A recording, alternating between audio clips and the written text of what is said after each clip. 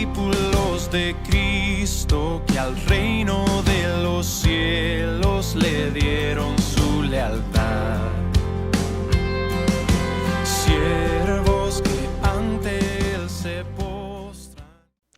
Debemos partir del hecho de que el libro de Apocalipsis es la palabra de Dios. Apocalipsis es un libro del cual se ha abusado enormemente. Y la razón es obvia. La dificultad de su interpretación así lo muestran, pero eso no significa que no se estudie el libro de Apocalipsis. Muchas iglesias pasan desapercibido las riquezas que contiene el mensaje de este libro. Todo cristiano debe leerlo por una razón, porque hace parte de la Biblia, es la palabra de Dios y hay que leer el libro. Como regla general, al leer la Biblia, Dios va a traer consolación. Al leer la palabra del Señor, Dios nos va a animar, Dios nos va a edificar, pero también Dios nos va a exhortar. El libro de Apocalipsis llama a la iglesia a 3 énfasis en el contexto histórico. ¿Cuáles son estos énfasis? Número 1, que el libro obedece a un momento histórico que está viviendo la iglesia. Número 2, el libro se escribe con una pertinencia y con una ocasión.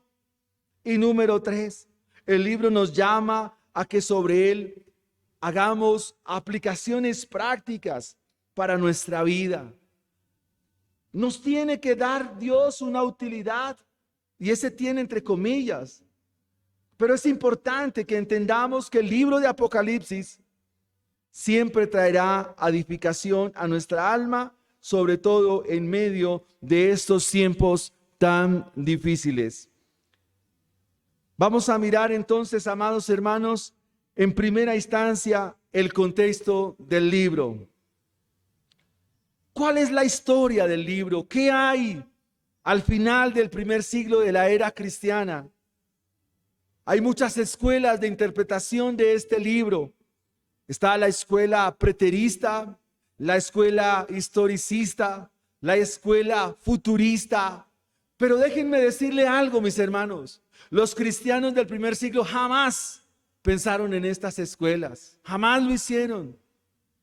Cuando Juan está en Patmos escribiendo el libro, no está pensando en desde qué punto de vista lo van a estudiar. Sencillamente el libro fue recibido como la palabra de Dios, como el mensaje de Dios para su iglesia. Punto, nada más. Jamás pensaron en si eran postmilenialistas o si eran amilenialistas. Jamás pensaron en ello. Y en eso concuerdo con un profesor que tuve en la universidad llamado John Fox. Él decía, nunca la iglesia en el primer siglo pensó en este tipo de cosas. Los que viven enredando la piola y enredándolo todo somos nosotros, en queriendo explicar a veces lo que no es explicable. Por eso, en primera instancia, en nuestro primer punto en esta mañana, vamos a mirar el contexto histórico del libro de Apocalipsis. El libro se escribe bajo finales del primer siglo de la era cristiana. Es decir, entre el reinado de Domiciano. El emperador del momento era Domiciano, un emperador que asume el control del imperio a partir del año 81. Este emperador rumano sucede a Tito Vespasiano, el mismo que destruyó el templo en el año 70, y llega al trono sobre el año 81, queriendo restaurar las costumbres paganas del imperio. Él quería restaurar todo el culto idólatra que se manifestaba a lo largo y ancho del imperio romano. Oiga esto, mi hermano, pero encontró oposición. ¿De quiénes? De los cristianos del momento.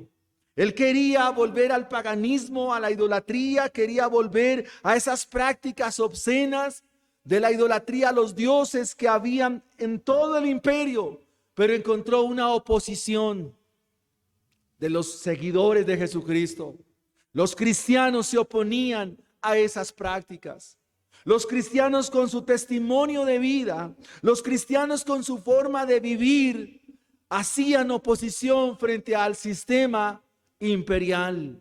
Y eso tiene que decirnos algo en esta mañana, también a nosotros como lectores y oidores de esta palabra. La crueldad de Domiciano no tenía reparo, ya que no le importaba ejecutar a cercanos o lejanos. Muchos de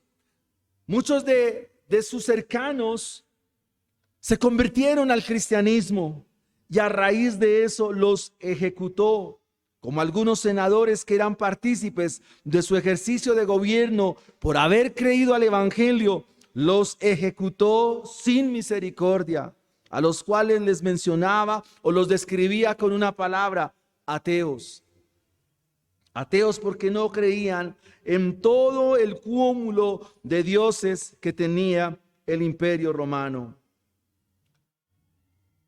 También este emperador había deportado a Patmos a todos aquellos que hicieran oposición a sus malévolas, a sus intenciones demoníacas. La decisión era exiliarlos a Patmos o ejecutarlos de manera cruel y despiadada. Es en ese contexto que Juan recibe la revelación. La palabra Apocalipsis es la palabra griega apocaliptus, que significa revelación, como cuando usted corre la cortina y comienza a ver del otro lado. Correr el velo, correr la cortina, eso es lo que significa la palabra Apocalipsis. Si leen conmigo el capítulo 1, versículo 9, dice: yo, Juan, vuestro hermano, y escuche esto, copartícipe vuestro en la tribulación, en el reino y en la paciencia de Jesucristo, estaba en la isla llamada Patmos por causa de la palabra de Dios. Y ahí nos dice por qué Juan estaba en Patmos. Juan estaba en Patmos, ¿por qué causa? Por la palabra de Dios, porque estaba viviendo en la palabra de Dios. Estaba viviendo en el mensaje del evangelio, y eso nos va a exiliar de este mundo. Nos hará personas que nos verán como opositores a los planes de la cultura, a los planes de la sociedad. Juan dice: estaba en la isla de Patmos por causa de la palabra de Dios, por causa del testimonio de Jesucristo, porque estaba viviendo el evangelio, porque estaba viviendo en las palabras de mi Señor. Eso me lleva al exilio. En un tiempo atrás pudimos ver en el Sermón del Monte que una de las bienaventuranzas es cuando por la causa del Señor y por el evangelio nos vituperen, nos ultrajen, nos maldigan, digan toda clase de males contra nosotros. El Señor nos dice: gozaos y alegraos, porque vuestro galardón es grande en los cielos. Se cree que aquí Juan tiene una edad mucho mayor, pero está viviendo la palabra del Señor. Y ese es un llamado para los hermanos mayores y adultos, que no importa cuántos años tengan, 70, 80, lo importante es que estén viviendo en la palabra del Señor. Dice Juan: estaba viviendo la palabra del Señor, y ese hecho me llevó a Patmos. Yo estaba en el Espíritu en el día del Señor, y oí detrás de mí una gran voz como de trompeta.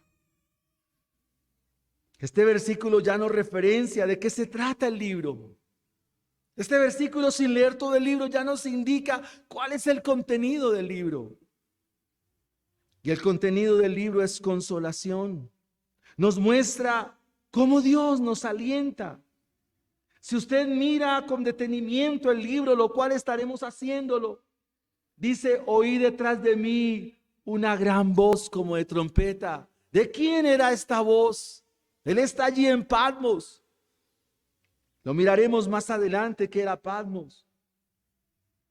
De antemano nos muestra que todo aquel que sigue a Jesús tendrá dificultad, persecución y afrenta por causa del evangelio. Cualquier situación adversa que atravesara el imperio por enemigos, imperio, pandemia, hambruna, terremotos, la culpa era de los cristianos.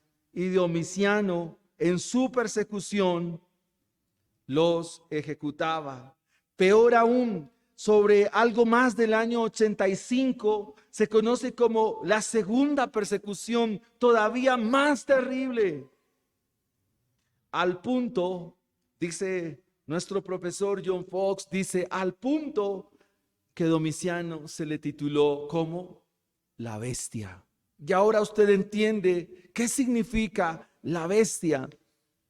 No se refiere tanto a un monstruo de 4 cabezas, no. Es una descripción metafórica para describir el sistema que se opone al evangelio, el sistema antidios que se opone a la iglesia y a todo lo que se llame cristianismo se va a oponer. ¿Es nuevo esto? No. Por eso el libro echa mano de las figuras del libro de Daniel y del libro de Ezequiel para traer a partir de la palabra del Señor una enseñanza clara para que los cristianos tengan aliento y puedan entender que Jesucristo es digno y es Rey de Reyes y Señor de Señores. ¿Qué era la isla de Patmos dentro de este contexto histórico? Era una diminuta isla que era azotada por los vientos. Era de roca caliza sobre la costa del mar Egeo. Medía algo como 17 kilómetros por 10 kilómetros en su sección más ancha. Y su costa era tan irregular en su superficie que era algo así como de 64 kilómetros cuadrados, de origen volcánico. Y las condiciones allí no eran habitables para el tiempo en que se escribe el libro. Estamos hablando sobre el año 90, 95 en que probablemente se escribe este libro. Lo importante aquí es que el lugar que se está usando para escribir este libro no está en las mejores condiciones. No es un lugar como un balneario, no es un lugar acorde, no es un lugar cómodo. No, Juan está escribiendo en condiciones adversas y condiciones de persecución, porque allí se exiliaba a todo aquel que estaba en contra del emperador, en contra de su sistema y en contra de todo lo que se daba a lo largo y ancho del imperio. En el contexto histórico se nos muestra cómo el libro nos deja ver el sufrimiento de los cristianos. Se nos deja ver su dolor. Se nos deja ver cómo los cristianos mueren a filo de espada y derraman su sangre por causa del evangelio. Y eso hoy tiene que decirle a usted mucho, hermanos, porque quizás no estamos viviendo filo de espada, pero seguimos en una comodidad, lo cual no agrada al Señor. Si usted mira el capítulo 6, versículo 10, dice, y clamaban a gran voz. Es una iglesia que está suplicando al Dios vivo. Es una iglesia que está clamando a Dios. Y en pregunta le dicen, ¿hasta cuándo, Señor? Santo y verdadero, no juzgarás y vengas nuestra sangre en los que moran en la tierra. Se está describiendo aquí el Asia Menor. ¿Qué era el Asia Menor? Era donde se encontraban las 7 ciudades. Era una provincia clave para el imperio romano. Algo así como lo que es hoy en día el lugar por el cual pelea Rusia, Ucrania. Lo que es Ucrania para Rusia en este momento, para el imperio romano, lo era la provincia del Asia Menor. ¿Por qué? Porque en esta provincia había un mundo de comercio muy importante. Vamos a encontrar, por ejemplo, en Tiatira, un gran emporio de ropa. Vamos a encontrar academia en esta provincia, muchos ilustrados. Vamos a encontrar grandes avances en cuanto a la medicina en la provincia del Asia Menor. Un lugar muy importante para la economía romana, vía obligada para transitar el mundo grecorromano. El desarrollo académico y cultural de esta provincia la hacían como un lugar apetecible, un lugar clave para el Imperio Romano. Pero en esta provincia habían 7 grupos de discipulado. Habían 7 grupos de hermanos estudiando la Biblia, pero tenían un problema. Se estaban dejando llevar por algunas falsas doctrinas y estaban declinando en su fe. Y Dios mismo tiene que llamarlos y decirles: el que tiene oídos para oír, oiga mi mensaje. Las 7 ciudades mencionadas en Apocalipsis, como lo son Éfeso, Pérgamo, Esmirna, Tiatira, Sardes, Laodicea, Filadelfia, estaban ubicadas en este lugar y eran focos de luz para el mundo oscuro. Por eso son llamadas lámparas o candeleros, porque de esta manera estaban alumbrando la oscuridad que, aunque había desarrollo económico, cultural, tecnológico, académico, estaban en la más terrible de las perdiciones. Estaban en oscuridad y Dios había puesto allí su iglesia para alumbrar la sociedad de aquel entonces. El entendimiento de lo que el Señor quiere a través del mensaje de estas 7 iglesias es que su iglesia no se conforma a nada de eso. Su iglesia no vive para nada de ello. Y como respuesta a que la iglesia no vive para la cultura y la iglesia no vive para la sociedad, entonces va a encontrar oposición. Es en esta provincia donde Domiciano manda a erigir una cultura con un letrero que le digan: soy el rey de los reyes. A lo que los cristianos respondían: no, tú no eres el rey de los reyes. Jesucristo es el rey de los reyes y señor de los señores. Esto causaba la muerte a los creyentes en este lugar y en el mundo greco-romano. Esta es una manera como se nos deja ver el contexto histórico del libro. Lo segundo que vamos a mirar es la ocasión del libro. ¿Para qué se escribe este libro de Apocalipsis? ¿Y qué tiene que ver con nosotros como iglesia? Cuando preguntamos por la ocasión de cualquier libro de la Biblia, debemos responder ¿qué quiere decir Dios ahí? ¿Qué quiere decirte Dios cuando tú estás frente a un libro de la Biblia?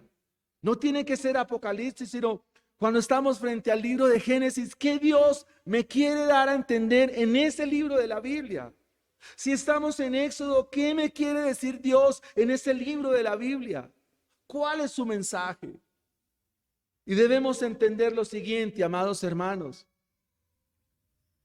Cuando yo leo la Biblia, es Dios mostrándome qué pasó con aquellos que no escucharon a Dios, que decidieron apartarse del camino de Dios. ¿Qué sucedió para que eso que les sucedió a ellos no me suceda a mí? Pero también para mirar el ejemplo de todos aquellos que vivieron para Dios. ¿Qué pasó con aquel que se rindió al Señor? ¿Qué pasó con aquellos que se rindieron a Cristo, que vivieron en la fe? ¿Qué pasó? ¿Qué pasó con aquellos que se apartaron? Pero ¿qué pasó con aquellos que siempre estuvieron rendidos y obedientes a los pies del Señor? ¿Qué pasó? En esa comprensión y en ese entendimiento es que debemos leer la Biblia. En ese sentido, la Biblia se vuelve un espejo para mí. Y aquí tenemos un grupo de cristianos, un grupo de hermanos que van a ser testigos. Y la palabra testigo es la palabra griega martureo, que significa mártir. Una manera de atestiguar el evangelio es encarnando la palabra y viviendo en ella. Para eso Dios nos escribe, Dios nos da su mensaje. Leamos por un momento Colosenses 1:6. Colosas era un lugar que también quedaba en esa misma provincia, en tiempos de Epafrodito y Epafras, compañeros del apóstol Pablo. Pablo escribiendo desde Roma por allá en el año 52 a la iglesia de Colosas, les dice en el capítulo 1, versículo 6: Dice que el evangelio que ha llegado hasta vosotros, así como a todo el mundo, lleva fruto y crece también en vosotros desde el día que oísteis y conocisteis la gracia de Dios en verdad. ¿Qué nos dice esta cita? Que los que estaban escuchando el evangelio y quienes habían abrazado el evangelio, en ellos estaba dando fruto. Y cuando dice todo el mundo, es que muchas personas a lo largo del Imperio Romano estaban conociendo el evangelio. Y claro, al transcurrir el tiempo, más o menos del año 52 al año 95, habían transcurrido algo más de 40 años. Y el libro de Apocalipsis se escribe para responder ahora a estos cristianos que están viviendo en un tiempo tan adverso y tan difícil. Ya hemos dicho que el contexto histórico de la iglesia a la cual se escribe el libro está siendo perseguida. Pero igualmente los cristianos están recibiendo falsa enseñanza. El libro no solo se escribe para consolar la iglesia, sino que el libro se escribe para advertir a los cristianos que deben estudiar la Biblia, que deben volver a la escritura. Y eso tiene que ver también con nosotros. Tenemos que volver al estudio de la Biblia. Tenemos que volver al estudio de las escrituras, volver a la palabra del Señor, volver a estudiar la Biblia, como si estuviéramos en nuestro primer curso básico de discipulado. También el libro nos advierte de la falsa enseñanza. Ustedes van a encontrar doctrinas de los nicolaitas, van a encontrar la doctrina, se nos va a hablar de Jezabel, se nos va a hablar de las obras de los inicuos, cómo están inmersos en la iglesia. Y el libro se escribe para ello. Dios ordena expresamente poner por escrito las visiones para que los fieles puedan entender y de esta manera ser animados en volver a la Biblia y apartarse del error, apartarse de la oscuridad y venir cada día más a la luz. La razón de por qué tuvo esta revelación Juan fue por las condiciones terribles por las cuales estaba viviendo en aquel tiempo. Había un culto contrario, había un culto paralelo y era el culto imperial. Y este culto amenazaba con sumergir entre sus aguas ponzoñosas a los cristianos del Asia Menor. Era un culto idolátrico, un culto que quien no participara de él sería llevado a la muerte. Pregunto, amados hermanos, ¿y dónde está eso también en la antigüedad? ¿En dónde? En el libro de Daniel. En el libro de Daniel se nos muestra exactamente el mismo contexto, la misma realidad. ¿Qué dijeron los sátrapas y los emisarios de Nabucodonosor cuando él mandó levantar su estatua? ¿Qué dijeron? Que cuando se oyera la bocina, la zampoña, ¿qué debían hacer? ¿Adorar a quién? ¿Y qué pasaba? ¿Qué pasó con muchos cristianos en el libro de Daniel? Se arrodillaron, se inclinaron, pero hubo 3 cristianos que asistían fielmente a los discipulados. ¿Cómo se llamaban? Sadrach, Mesach y Abednego, pero esos son los nombres que le pusieron en Babilonia. Misael, Azarías y Ananías también se levantaron y dijeron: no adoramos su estatua, porque nuestro Dios es Jesucristo, solo a Él adoraremos y solo a Él serviremos. ¿Y qué decidieron? Ay, sí, démosles un aplauso. Ay, sí, bueno, listo, no está bien. ¿Qué dijeron ellos? Los sátrapas, y el sistema, la bestia contraria al cristianismo, según el libro de Daniel. ¿Qué dijeron? Calienten ese horno 7 veces más. Y estos cristianistas, echémoslos al horno. Eso pasaba también en tiempos. Así que el libro nos está diciendo, no abandones la fe, pase lo que pase. Lo que voy a decir es, aun cuando te llegue la muerte, y si alguien te obliga a negar, a dudar del nombre del Señor Jesucristo, si es necesario la muerte, que así sea. No importa. De eso nos habla el libro. Y esta es una advertencia para nosotros, porque nosotros nos hemos vuelto débiles en nuestras convicciones y no puede ser así. No puede ser así, hermanos. Si el sistema avasalla contra nosotros, debemos seguir en pie. Pase lo que pase, suceda lo que suceda, venga lo que venga. Recuerde lo que el Señor nos dice: el que se avergonzare de mí en este tiempo, yo me avergonzaré de él en aquel tiempo. No dudes, no tengas miedo. Mayor es el que está en nosotros que el que está en el mundo.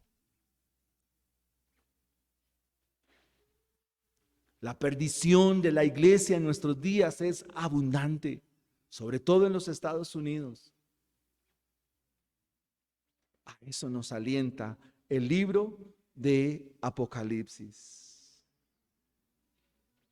Los cristianos que se oponían al culto imperial, al culto del cruel emperador que desencadenó cruenta persecución contra ellos, Juan los quiere consolar. Juan les quiere infundir ánimo y les quiere infundir valor de que vale la pena vivir para Cristo. Eso lo vamos a encontrar en la medida que vayamos estudiando. El Apocalipsis es pues un libro no de consolación, es de alta consolación, y esa es la idea central del libro de Apocalipsis. No es para adivinar el futuro y volver el libro un horóscopo. No, hermanos, no, eso es malo, pecaminoso. El libro es de altísima consolación, porque Jesucristo, el Cordero de Dios, ha vencido y es Rey de reyes, Señor de señores. Solo Él es digno. Y todo lo que se nos muestra es para mostrarnos que debemos vivir en aliento, debemos vivir en ánimo, debemos vivir para Cristo. Esta es la idea del libro de Apocalipsis. Está dirigido a los fieles, pero que son perseguidos por vivir para Él, vivir para Cristo. No solamente el poder civil se enseñaba a los cristianos y a desobedecer al Señor, sino también por todo el sincretismo religioso. La palabra sincretismo, ¿qué significa? Mezcla de la fe, mezcla de religiones, mezcla de cristianismo, brujería, chamanismo, ocultismo. Todo eso cae en el saco de lo que se llama sincretismo. Esa palabra la han descrito con otra palabra mucho más técnica: ecumenismo. Es lo mismo, en el fondo es lo mismo. Y el libro también advierte de ello. Entonces, la bestia a la cual se refiere el libro, ¿qué es? ¿Es un personaje o un sistema? Es un sistema. Obviamente tiene una cabeza, pero tiene todo un sistema detrás de él. Y este sistema se describe con el número 616 o 666. El libro del cual se sacan todas las copias de Apocalipsis se llama el pergamino 115, dentro del estudio de la papirología y lo que se llama la bibliología. No importa si es 615 o 666, los dos describen es el sistema bestial.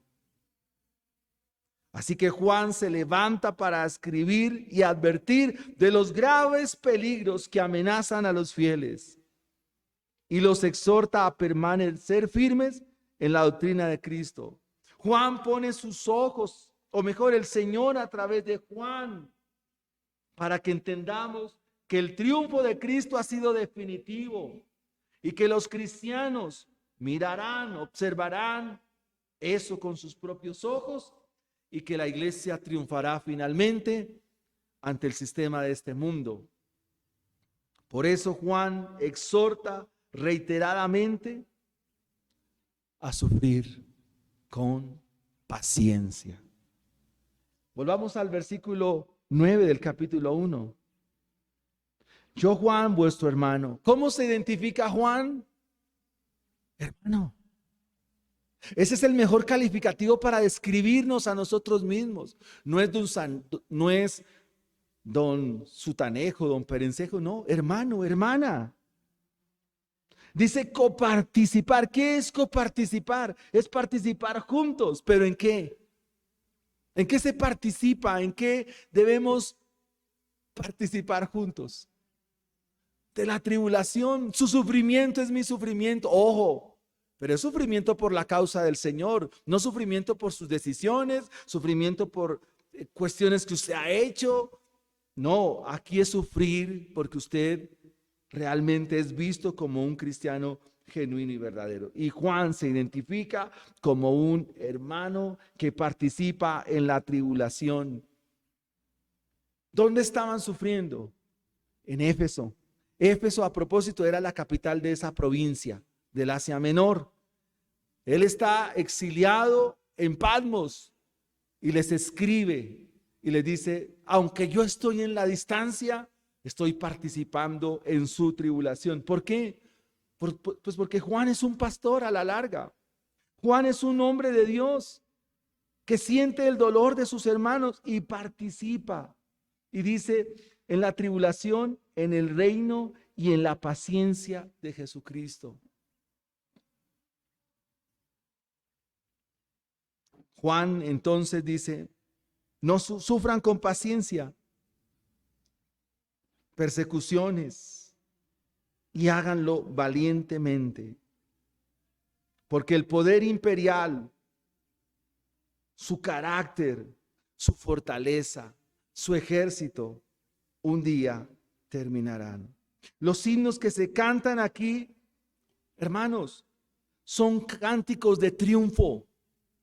Aparece mucha doxología, es decir, maneras de glorificar a Dios. Y lo que aparece acá son himnos de triunfo, porque la iglesia siempre triunfará, siempre. Porque la iglesia es de Cristo. La iglesia le pertenece a Cristo porque Él la compró con su propia carne, sangre.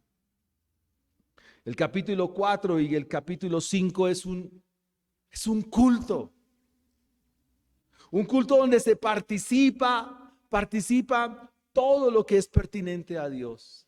Y se exalta solamente a uno, a Jesucristo, el león de la tribu de Judá, a la raíz de David, el que tiene las llaves de la muerte. A Él es el que se exalta. Eso lo estaremos estudiando. ¿Para qué se escribe entonces el libro?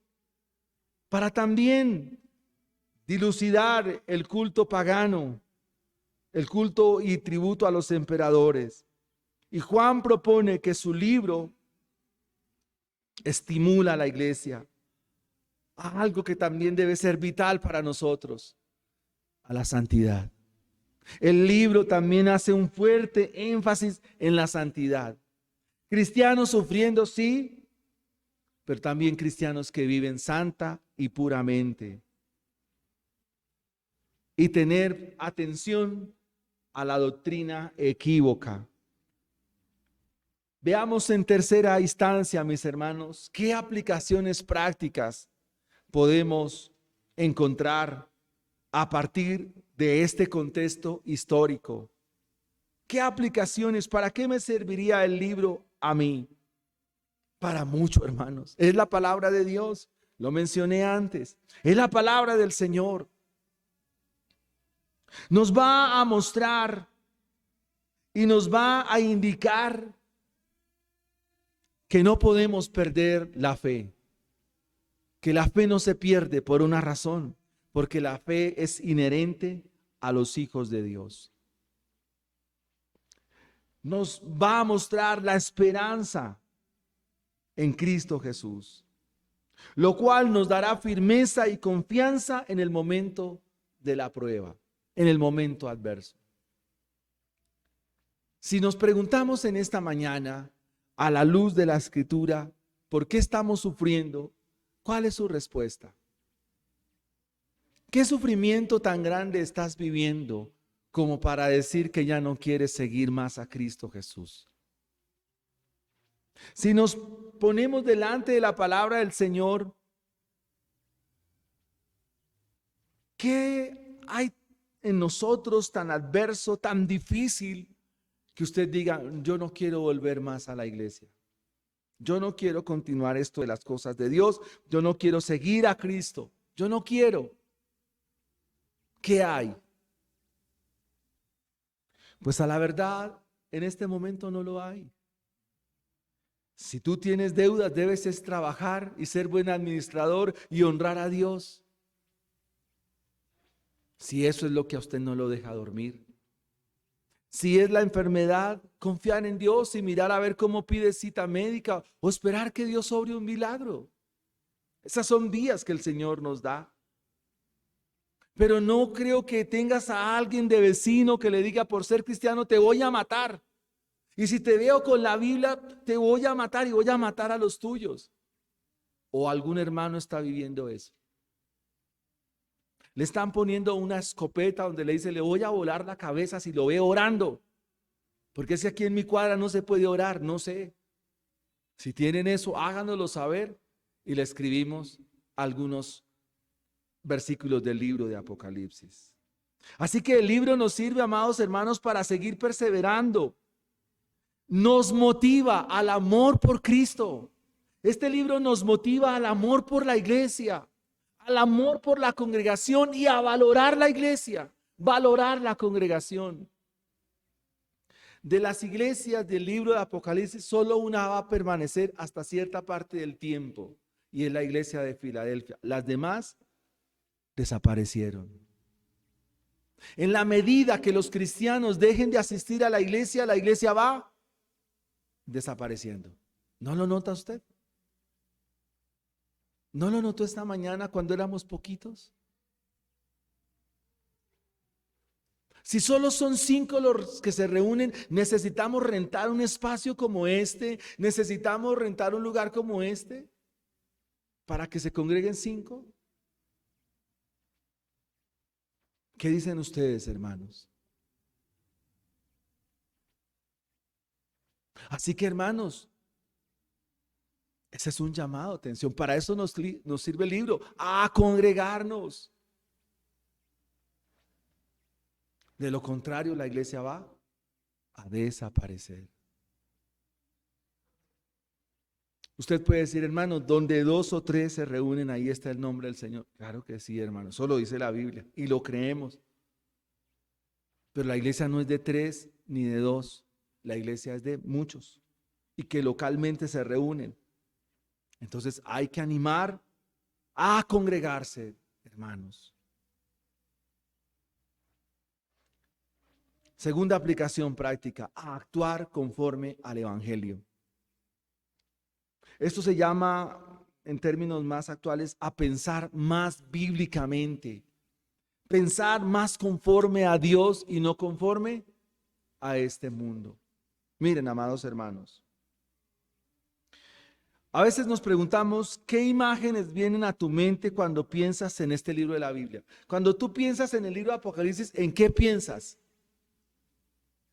Miedo, el mundo se va a acabar, hay unos monstruos de 7 cabezas, hay un gran dragón. No, eso no leo eso, no, hermano, leamos otro libro de la Biblia. Pero no, hermanos. Quizás muchos puedan llegar a sentir tristeza, fatalidad, y llegó el día del juicio. Sí, el libro nos va a hablar del día del juicio, pero no es para eso. Tal vez ustedes piensan y al mirar los detalles y mirar, dirán, no, tampoco entiendo mucho de lo que aparece ahí. O el futuro, como que es tan incierto.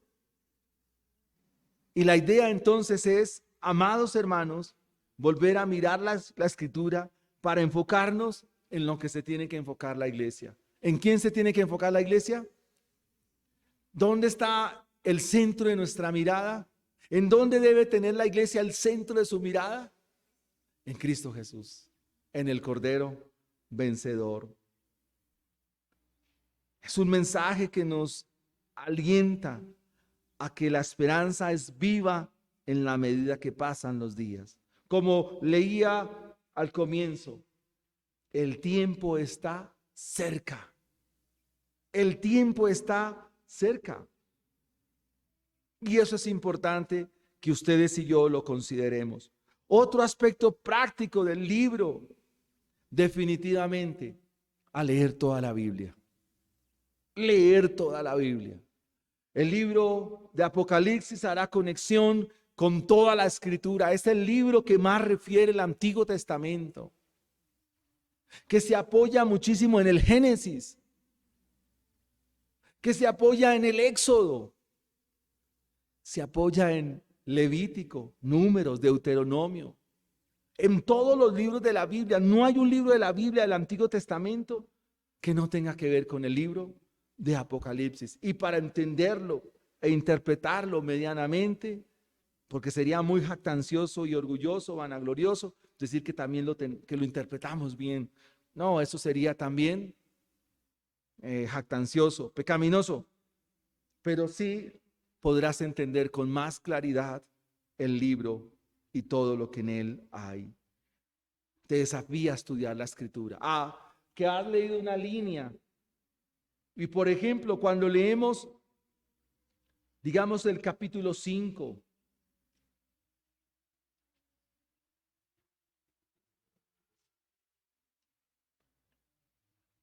Apocalipsis 5:5, Juan está llorando porque no hay nadie digno de abrir el libro y de desatar sus sellos. Y entonces viene uno de los ancianos y me dijo, no llores. Como dijo un hermano, deje chillar. He aquí el león de la tribu de Judá. ¿Dónde está esa referencia en la antigüedad?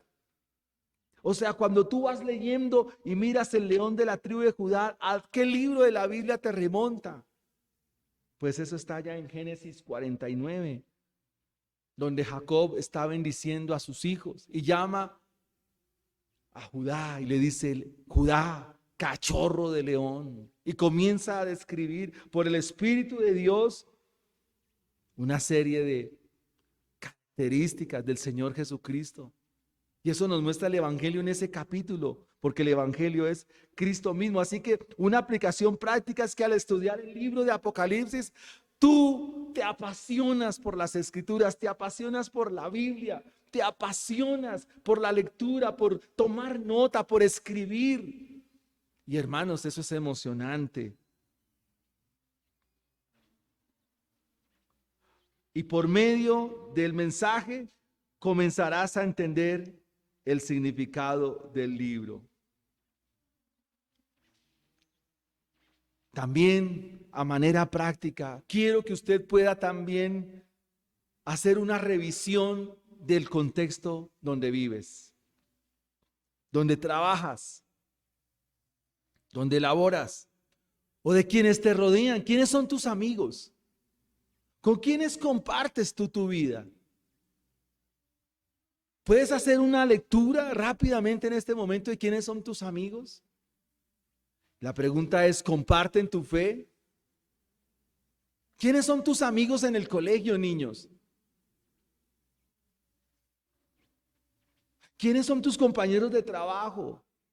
¿Quiénes son los que te rodean? ¿Qué clase de familia es la que tienes? ¿Sabes a qué te invita el libro? que seas luz para ellos y que no te vuelvas a ellos, sino que ellos se vuelvan a ti. Porque eso es lo que, este es el mensaje a las 7 iglesias. Ese es el mensaje. El mensaje a las 7 iglesias es: ustedes son mis candeleros, ustedes son mis lámparas. En el buen sentido de la palabra, alumbren. Si no, vendré y te quitaré la luz. ¿Es nuevo ese mensaje? No, el hermano Marco lo enseñó el miércoles en un estudio del Sermón del Monte. ¿Ustedes qué son? La luz del mundo. Ustedes son la sal de la tierra. Impacten. A eso nos invita el libro. Y quiero que vayamos al capítulo 22. El último. Este libro tiene 22 capítulos.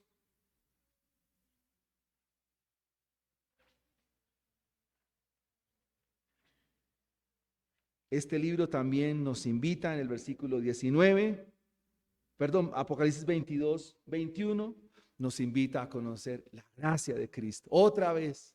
Y la gracia está en todas las escrituras.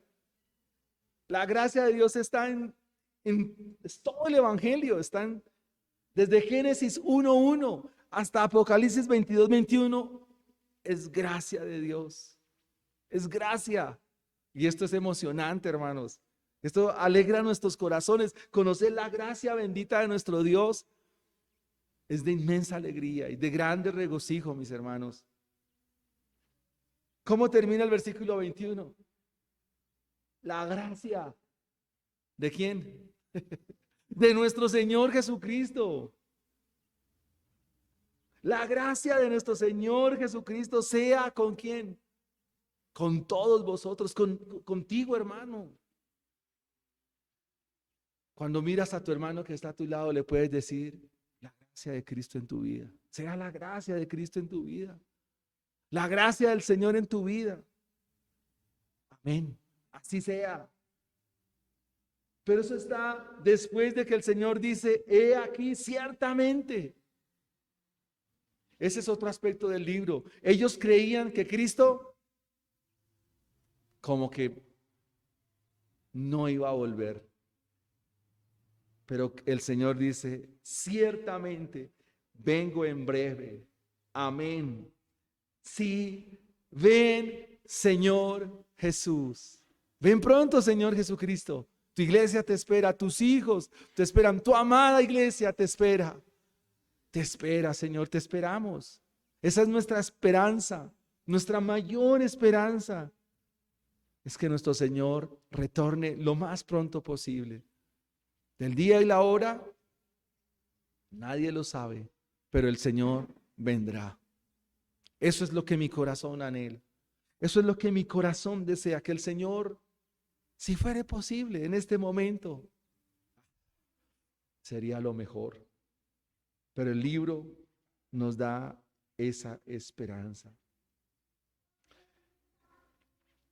El libro en su estructura práctica está en 3 grandes secciones: lo que era, lo que es y lo que vendrá. Ese es el libro de Apocalipsis. Lo que es, lo que era, lo que es y lo que vendrá. Ese es el libro de Apocalipsis. Repito, no vamos a hablar ni que si somos no, nada de esas cosas. Que si es preterista, futurista, no, mis hermanos. Es la palabra de Dios, como cuando tú lees los salmos. ¿Cuándo has visto que un salmo sea futurista? Está como también un profesor que pude distinguir, el profesor Larry Trotter, que le preguntaron: pastor, ¿y cuántos son los salmos mesiánicos? Dijo: pues 150. ¿Se han visto esas divisiones que hacen en la Biblia? Que solo algunos salmos, no, toda la Biblia es, todo el Antiguo Testamento es mesiánico. Sí, toda la Biblia es mesiánica. Es que nosotros nos pegamos unas enredadas y no vale la pena. Entonces, animarlos, mis hermanos, y guiados por el Señor, poder estudiar. Dentro de 15 días estaremos estudiando el lenguaje del libro, el lenguaje apocalíptico. Y estaremos echando mano de los libros de la antigüedad. ¿Por qué se escribe de forma en clave? ¿Por qué se escribe de forma codificada y hay que decodificar? ¿Por qué los animales mutan? ¿Por qué se confunden con colores? ¿Por qué hay dragones de 4 bestias? No deje venir a la iglesia a la misma hora y por el mismo canal. Pongámonos en pie y oremos al Señor.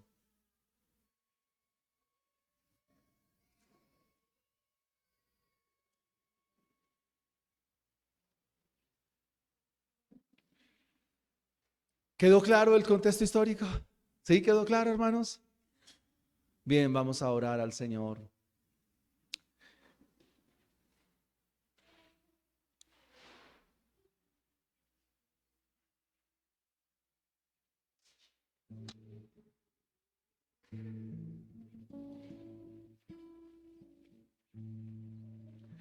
Quiero levantar mis manos.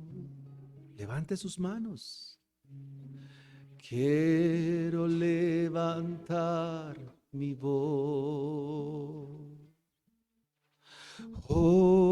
ofreciendo a ti mi vida en santidad y amor. Padre, solo a ti te ofrezco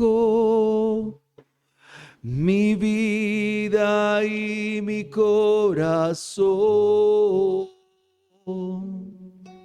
y me postro en tu presencia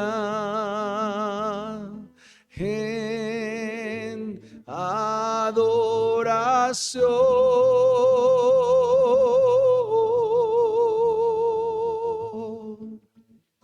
A ver. Quiero levantar mis manos. Quiero levantar mi voz, ofreciendo a ti mi vida en santidad de amor. Padre, solo a ti te ofrezco mi vida y mi corazón, y me postro en tu presencia en adoración.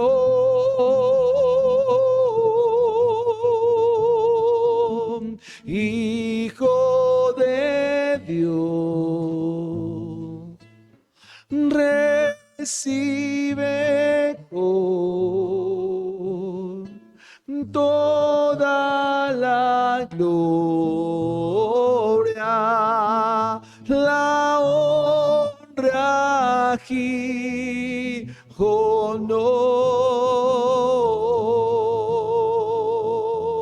Hijo de Dios, recibe hoy toda la gloria,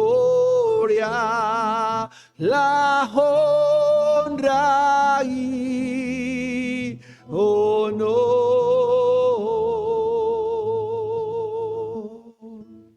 Sí, Señor, tu iglesia te honra, amado Dios. Al iniciar este libro, como es el libro del Apocalipsis, podemos entender, Señor, que no solo de pan vive el hombre, sino de toda palabra que sale de tu boca. Que tú has vencido, Señor, y gracias te damos, Dios mío. Gracias, Señor. Hoy tu iglesia te honra, Cordero de Dios. Hoy tu iglesia te honra, Cordero Santo. Hoy tu iglesia te alaba, Señor Jesús, porque has vencido y das consuelo, esperanza a tu iglesia, Señor. Gracias te damos, Señor. Gracias te damos, Dios. Llénanos de ti, Señor, de tu presencia, de tu gracia, de tu bendición, Señor. Tú eres santo, Señor. Tú eres santo, Señor. Gracias te damos, Señor. Bendito Señor, muchas gracias. Señor, nuestras vidas hoy están delante de ti, Señor. Gracias te damos, Señor.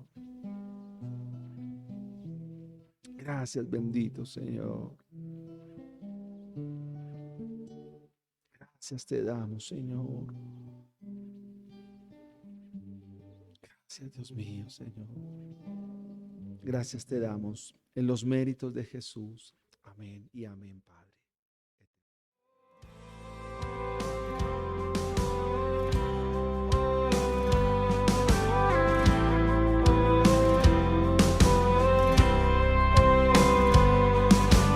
Fieles discípulos de Cristo que al reino de los cielos le dieron su lealtad.